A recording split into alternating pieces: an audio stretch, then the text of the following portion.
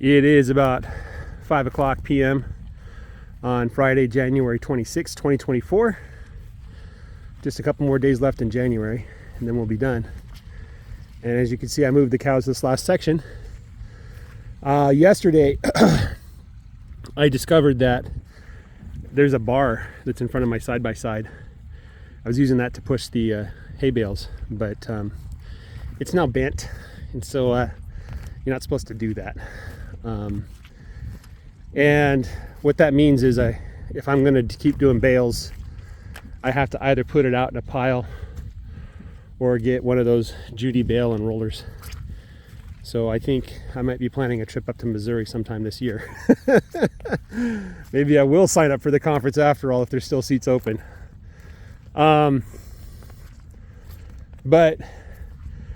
new calf number 24, we just tagged him. We verified that it is a male. But my accuracy, even staring closely at the underside of the cow to try to identify what it is not that great. Last year we had sheep. I thought we had 2 rams, but one of them was a ewe. So I was pleasantly surprised about 6 months after the ewe was born. So I'm a bit concerned that 24 doesn't have a lot of milk. But you can see that the calf is getting something, and the calf did poop, yellow poop that smells like rotten milk, you know. I had to pick up and carry the calf so we can tag him because he wanted to stay where all the mud was, and I didn't want to tag him in the mud. Also, I fixed the feeder, the water thing. I didn't go out and buy a whole new thing. Turns out that I did not put the teflon tape on one of the pipe threads. I'll try to show you guys what that means. Once you understand how these things work, it's like really simple, but until then it's kind of a mystery. So you see how the hose, how it goes into the back there? So there's like a piece of rubber, and then on the other side there's a thread, like a nut, that you use to compress that rubber so it won't leak out of the bucket. So I went and I kind of cleaned up the edges there. The hole wasn't exactly very clean, and I flipped the washer around, the rubber washer, so the smooth side was against the bucket. And I think that might make a better seal. Then there's a connector that goes from the 3/4 pipe thread to the Jobe system, right? And that connector uses a pipe thread, which, if you don't know what a pipe thread is, it's a tapered thread, so it's at an angle. So you need to put Teflon tape on that to make a good seal. And then to that connector is the adapter that goes from hose thread, which what hose thread is it's not tapered, but it has a rubber washer. So you basically compress that rubber washer. It creates a seal on your hose, which is why you can hand tighten your hoses, and that's all you need to do. And then there's a bigger nut that basically connects that thing to using a washer to the pipe thread, right? And so the bigger thing isn't an issue because it's using a washer. As long as you keep that washer clean and it's compressed, it should make a nice seal. But it was the pipe thread connector that didn't have the Teflon tape, so I failed to put that in there. So I just saved myself like $150, $200. It took a while to get it apart because it was so tight. I think what might have happened was, in the thawing and freezing of the winter weather, things move, right? Things that you don't think move do move, because ice exerts a tremendous amount of force as it expands. And so I think what happened is it just moved. Now, thankfully, the plastic that Jobe uses is a very sturdy plastic. It wasn't cracked or anything, so I'm very satisfied with the plastic they used. I don't know what kind of plastic it is, but it's very high quality, so no complaints whatsoever there. It's not a manufacturing defect. It was an installation defect. It's all my fault, so mea culpa. What else did I want to say? I wanted to talk a little bit about rain. We should be getting a lot of rain in February, right? And one of the things I learned early this year, is that grass grows proportional to rain, right? So the more water you have, the more grass you will get. And it's almost like a ratio, right? So if you get twice as much rain, then you'll get twice as much grass, right? That's kind of cool, right? So rain equals grass. There's a couple caveats there, a couple like cautions, like, hey, yes, this is true, but there's some limits to that truth, right? One of the limits is that beyond 30 inches of rain, the grass doesn't grow anymore. In fact, it kind of grows less. Grass doesn't like the ground to be too damp, right? That's why the jungles in Brazil are not covered with grass, right?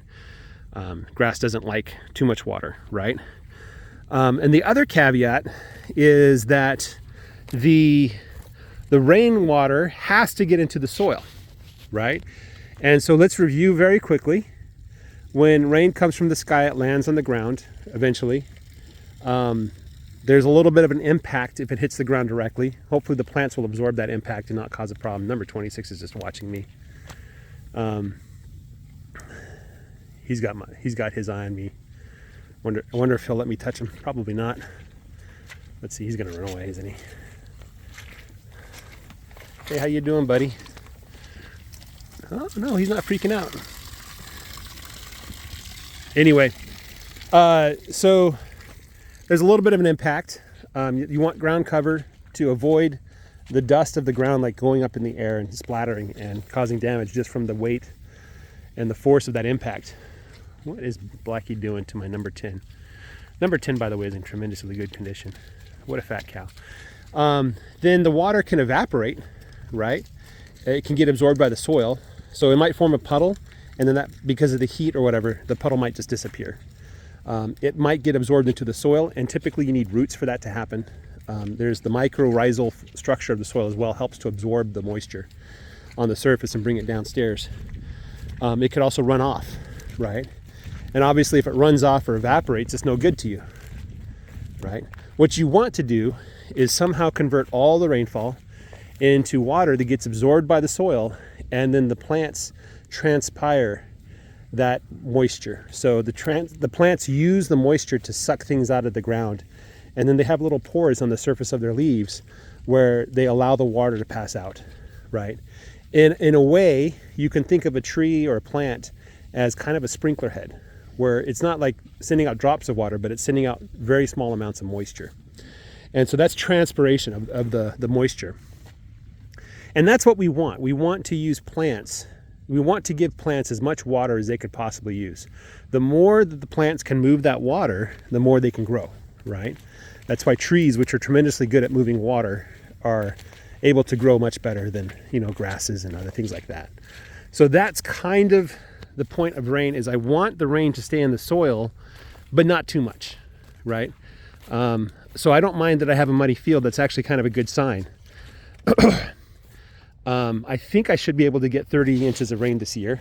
Whether that 30 inches is absorbed or not, that's another question.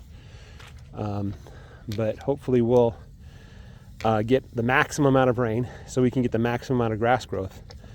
And so that's my goal, is to keep the ground covered as much as possible with green grass that's growing. Looks like one of the cows drank the water I was using to wash things. Keep the grass growing. Don't graze too much. Don't overgraze. Don't come back to graze before the grass has had a chance to fully recover. And use these sacrificial areas and hay and other things to take the cows off the field until such a time as we can put them back on the field. So, and I have 2 backstops that I'm using this year. One of the backstops is I'm cutting up, I'm using 1/3 of my field right now that I'm not grazing on. That's my backstop, my stockpile for spring. I'll do the same thing for summer and the same thing for next winter. And then the other backstop is my neighbor's back 20. I'm just gonna leave that alone as much as possible. And when things don't work out, when I run out of grass, I'm going to move the cows back there. Another backstop that I plan on doing is I plan on keeping as many bulls as I can, not overstocking, not having too many animals. And that way, if I get a sense that I'm running out of grass, I can sell the bulls.